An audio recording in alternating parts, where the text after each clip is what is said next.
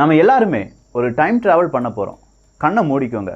காலம் பின்னோக்கி சென்று கொண்டே இருக்குது. எத்தனாவது வருடத்தில் வந்து நிற்கிறோம் அப்படின்னு பார்த்தீங்கன்னா 1536வது வருடம்.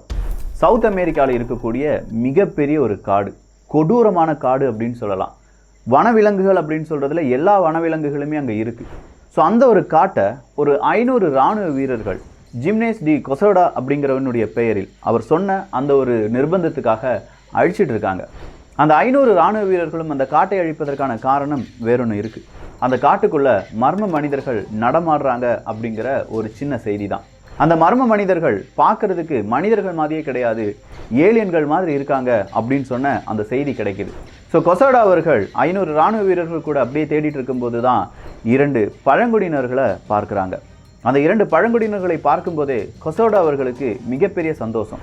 நம்ம எதையோ ஒன்று கண்டுபிடிச்சிட்டோம், குறிப்பாக நம்ம கோடீஸ்வரன் ஆக போகிறோம் அப்படிங்கிறது தான். ஸோ கொசோடா அவர்கள் இப்படி கோடீஸ்வரன் ஆக போகிறோம் அப்படின்னு சொன்னதுக்கான காரணம், அந்த 2 பழங்குடியினர்களுமே அவங்களுடைய ஆடையாக போட்டிருந்தது எல்லாம் தங்கம் தான். சாதாரண தங்கம் கிடையாது, பல மின்னிக்கிட்டே இருக்கு. ஸோ இப்படி ஒரு தங்கம், அதே மாதிரி சில வைரக்கற்கள், இது எல்லாமே அவங்க போட்டுட்டு இருக்காங்க. இது அந்த பழங்குடியினர்களை ரொம்ப பெரிய அளவு ஏலியன்களாக காண்பித்ததா, இல்லை இவர்களுடைய நடமாட்டத்தை தான் யாராவது செய்தியாக சொன்னாங்களா? இதெல்லாம் கொசோடா யோசிக்க கூட இல்லை. இந்த பழங்குடியினர்களுடன் பேசுறதுக்கு இன்னும் கொஞ்சம் நபர்களை அழைத்து வந்தான் இந்த கொசோடா. அவங்க கிட்ட பேசுறாங்க. பேச பேச பேச கொசோடா கொஞ்சம் தூரமாக இருந்து இது எல்லாமே கவனிச்சுட்டு இருக்கான். அப்படி கவனிக்கும் போது தான் ஒரு விஷயம் கொசோடாவுக்கு புரியுது. இவங்க போட்டிருக்கிறது சாதாரண தங்கம் தான், இதை விட பல மடங்கு தங்கம் இவங்களுடைய அரசன்கிட்ட இருக்கு அப்படிங்கிறது. இந்த அரசன் எங்க இருக்கான் அப்படிங்கிற ஒரு கேள்வி. அந்த கேள்விக்கு பதில் கிடைத்ததா அப்படிங்கிற அந்த பதிலை தேடி தான் நம்ம போக போறோம். நாம மட்டும் கிடையாது, இந்த உலகமே அந்த பதிலை தேடிட்டு இருக்கு. அப்படின்னா இது ரகசியங்களின் ரகசியம் பாகம் 3. நம்ம பார்க்க இருக்கக்கூடிய இந்த டாபிக் கேஜிஎஃப்ல வந்துருச்சு. எல்லாருடைய கனவுலையும் வந்திருக்கும் எல் டொராடோ அப்படிங்கிறது தான். அன்பு தமிழ் நெஞ்சங்களுக்கு தமிழ் பொக்கிஷத்தின் வணக்கங்கள்.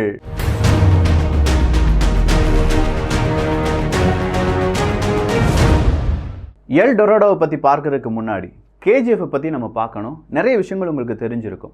ஆனால் கேஜிஎஃபினுடைய ஒட்டுமொத்தமான வரலாறை தமிழ் ஆடியோ புக் வடிவில் ரிலீஸ் பண்ணியிருக்காங்க குக்கு எஃப்எம். இந்த ஆடியோ புக்கை நீங்கள் கேட்கணும்னா குக்கு எஃப்எம் டவுன்லோட் பண்ணிக்கோங்க. டவுன்லோட் பண்ணுறதுக்கான லிங்க் எல்லாமே தந்திருக்கேன் டிஸ்கிரிப்ஷனில். அப்படி டவுன்லோட் பண்ண பிறகு உங்களுக்கு 50% டிஸ்கவுண்ட் கிடைப்பதற்கு நீங்கள் யூஸ் பண்ண வேண்டிய கோட் TPM 50 அப்படிங்கிறது தான். இந்த TPM 50 அப்படிங்கிற கோடை யூஸ் பண்ணும்போது வருடத்திற்கு 399 ரூபாய் கிடையாது, 199 ரூபாய்க்கு தமிழ் ஆடியோ புக் சம்மரி, இன்னும் பல லாங்குவேஜில் ஆடியோ புக் சம்மரி எல்லாமே நீங்கள் கேட்கலாம். கேளுங்க மனதுக்கு பிடித்ததை. ஸோ கொசோடா அவர்கள் முன்னாடி ஒரு பிரம்மாண்டமான காட்சி வந்து நிற்குது. ஓகே, நிறைய தங்கம் கிடைக்க போகுது. 2 நபர்கள், சாதாரண மனிதர்கள் இவ்வளோ தங்கம் யூஸ் பண்ணுறாங்கன்னா ராஜாட்ட எவ்வளோ தங்கம் இருக்கும், அந்த ராஜா எங்கேருந்து இந்த தங்கத்தை எடுத்துகிட்டு வருவார் அப்படிங்கிறது தான். ஸோ கொசோடா அந்த மொழிபெயர்ப்பாளர்களிடம் சில விஷயங்களை கேட்டுக்கிறார். அப்படி கேட்கும்போது தான் கொசோடாவுக்கு ஒரு இடத்துக்கு போகணும் அப்படிங்கிற அறிவுரை கொடுக்கப்படுது. அந்த இடம் ஒரு தக்கான பீடபூமி அப்படின்னு சொல்லலாம். அந்த இடத்தின் பெயர் பொகோட்டா அப்படிங்கிறது. இந்த பொகோட்டா அப்படிங்கிறது சாதாரணமாக உருவான ஒரு இடம் கிடையாது. ஒரு மிகப்பெரிய எரிமலை சீற்றத்தால் உருவானது தான் பொகோட்டா அப்படிங்கிற இடம். இந்த பொகோட்டா அப்படிங்கிற இடத்துல ஒரு ஏரி அப்படிங்கிறது இருக்கு. அந்த ஏரியினுடைய பெயர் குவாட்டிவிட்டா அப்படிங்கிறது தான். இந்த ஏரியை பொறுத்த வரைக்கும் ஒரு முக்கியமான ஏரி. அங்கே இருக்கக்கூடிய பழங்குடியினர்கள் எல்லாருமே அந்த ஏரியை கடவுளாக பார்க்குறாங்க. அந்த ஏரி வழியாக கடவுளை அவங்களால தரிசிக்க முடியும் அப்படின்னு நினைக்கிறாங்க. ஸோ இந்த குவாட்டிவிட்டா அப்படிங்கிற ஏரிக்கு இவர் ஏன் போகணும் அப்படிங்கிற ஒரு கேள்வி நமக்குள்ளே வரலாம். இந்த கொசோடாவுக்கு இன்ஃபர்மேஷன் கிடைக்குது. குவாட்டிவிட்டா அப்படிங்கிற அந்த ஏரியில் வருடத்திற்கு 1-2 முறை, இல்லாட்டினா 2 வருடத்திற்கு ஒரு முறை அங்கே இருக்கக்கூடிய அரசன், இந்த பழங்குடியினை சார்ந்த அரசன் அப்படிங்கிறவர் வருவார். வந்து மக்கள் எல்லாம் அந்த ஏரியை சுற்றி இருக்கும்போது, அந்த மக்கள் எல்லாருமே, பழங்குடி மக்கள் எல்லாருமே இசை வாத்தியங்கள் எல்லாமே மீட்டி கொண்டு இருக்கும்போது, ரொம்ப ரசனையான பாடல்கள் எல்லாமே பாடிட்டு இருக்கும்போது அரசன் கூட ஒரு 4 நபர்களும் சேர்ந்து ஒரு படகுல இந்த ஏரியினுடைய சென்டருக்கு வருவாங்களாம். அப்படி ஏரியினுடைய சென்டருக்கு வர்றதுக்கு முன்னாடி அரசன் என்ன செய்வானா, அவனுடைய கிரீடம், அதாவது நல்ல இறகுகளால் ஆன கிரீடத்தை எல்லாமே கழட்டி வச்சுட்டு, உடை எல்லாமே கழட்டி வச்சுட்டு ஒரு இடத்துக்கு போவாராம்.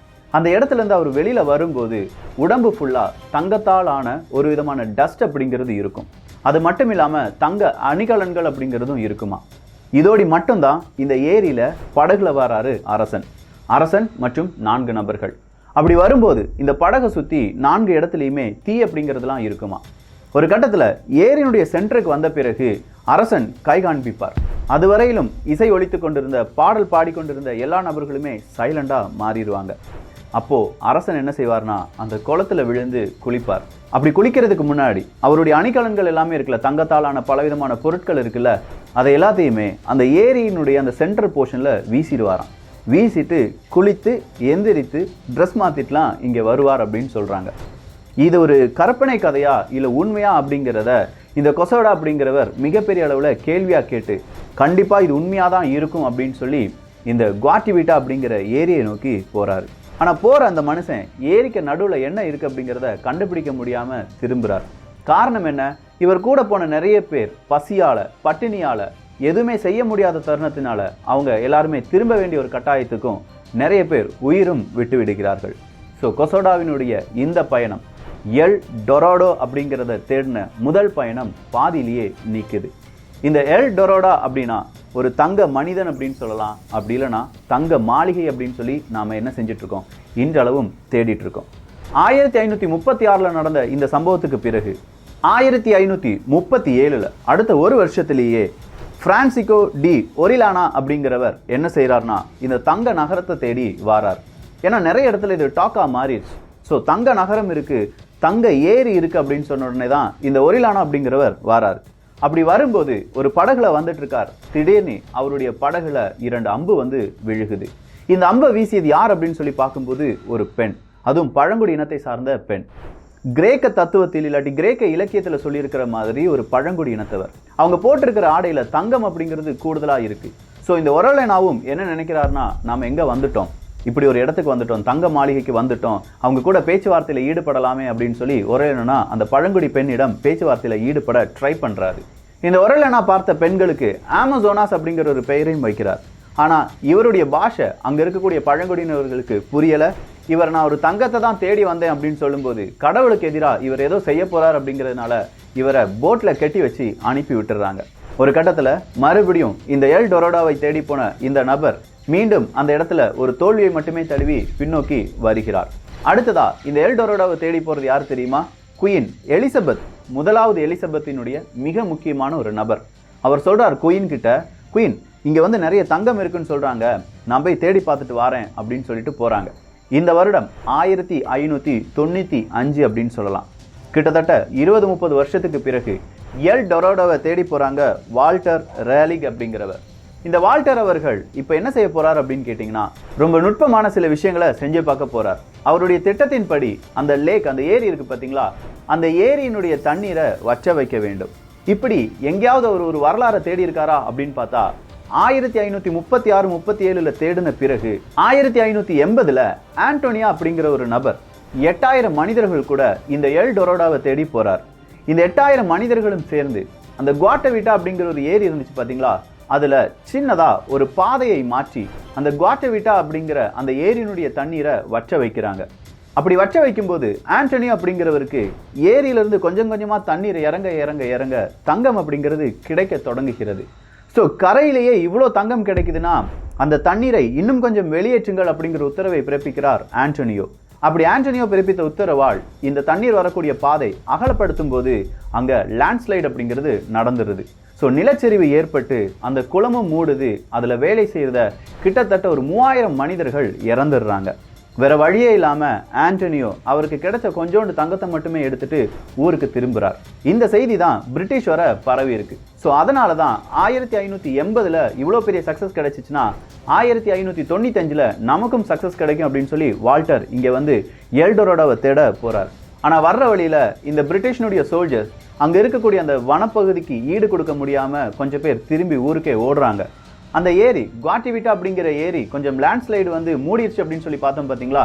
ஸோ ஏரியினுடைய உண்மையான அந்த சென்டர் போர்ஷன் எது அப்படிங்கிறத கண்டுபிடிக்க முடியுமா முடியாதா அப்படிங்கிற குழப்பத்திலேயே வராரு வால்டர். முதல் தடவை அவங்களுடைய இராணுவ வீரர்கள் எல்லாம் பின்னோக்கி சென்றதுனால மீண்டும் ஒரு முறை குயின் அவர்களிடம் எல்லாமே அனுமதி பெற்றுட்டு வருகிறார். இந்த முறையும் வெறும் கையுடன் திரும்புகிறார்.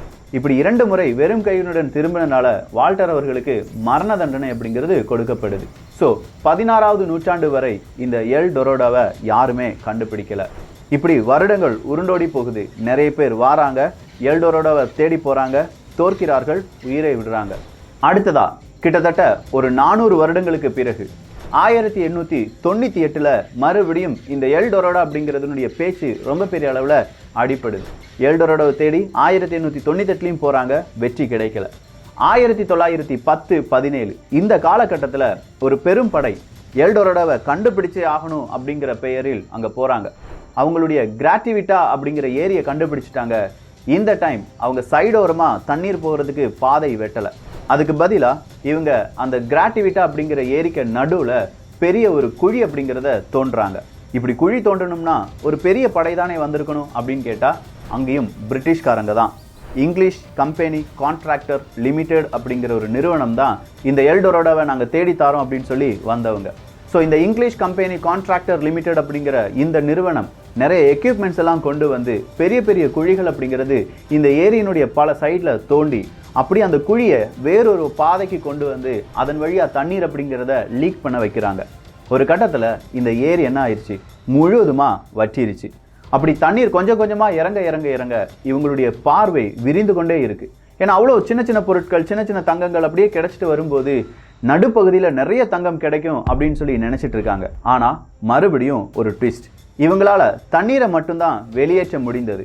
அதன் பிறகு இருந்த சகதி அப்படிங்கிற அந்த தண்ணீரும் மணலும் கல்லும் சேர்ந்த அந்த பகுதி சூரிய வெளிச்சத்தால் திடீர்னு சிமெண்ட் மாதிரி அப்படியே கட்டி ஆயிருதான். அதில் அவங்களுடைய எக்யூப்மெண்ட், அவங்க அந்த குழிப்போட யூஸ் பண்ண எந்த விதமான ஒரு டிவைஸும் சரியாக வேலை செய்யாதனால வேற வழியே இல்லாமல் நடுப்பகுதியை அப்படியே விட்டுட்டு திரும்ப வந்துடுறாங்க. 1917 பிறகு 1965 இல்லை, இந்த ஏரியில் இனிமேல் யாரும் தங்கம் தோண்டக்கூடாது, அப்படி தோண்டினீங்கன்னா அது இல்லீகல் அப்படின்னு சொல்லி அரசாங்கம் அறிவிக்குது. எல் டொராடோ அப்படிங்கிற ஒரு தங்க மனிதனா, இல்லை அந்த தங்க மனிதன் எங்கேருந்து அந்த தங்கத்தை கொண்டு வந்தான், ஏன் ஏரியில் கொண்டு போட்டான், அப்போ ஏரிக்கு நடுவில் நிறைய தங்கம் இருக்குன்னு நினச்சாங்களே, இந்த கிராட்டிவிட்டா அப்படிங்கிற ஏரி, அதனுடைய உண்மை இன்னைக்கும் யாருக்கும் தெரியாது. அந்த தங்க மனிதன் இல்லாட்டி தங்க டஸ்ட், கோல்டு டஸ்ட் அப்படிங்கிறத உடம்பு ஃபுல்லாக பூசுவாங்கன்னு சொன்னோம் பார்த்தீங்களா, அதை தேடியும் நிறைய பேர் போனாங்க இந்த ஏரி இல்லாமல். ஆனால் போனவங்க யாருமே திரும்ப வரும்போது கொஞ்சோண்டு தங்கங்களுடன் வருவாங்க. மிகப்பெரிய அளவு இன்றளவும் இந்த எல் டொராடோ அப்படிங்கிற தங்க மாளிகை இல்லாட்டி தங்க சிட்டி அப்படிங்கிறத கண்டுபிடிக்க முடியலை. ஸ்பானிஷை பொறுத்த வரைக்கும், ஸ்பெயின் நாட்டவர்களை பொறுத்த வரைக்கும் எல் டொராடோ அப்படிங்கிறது உண்மைதான்.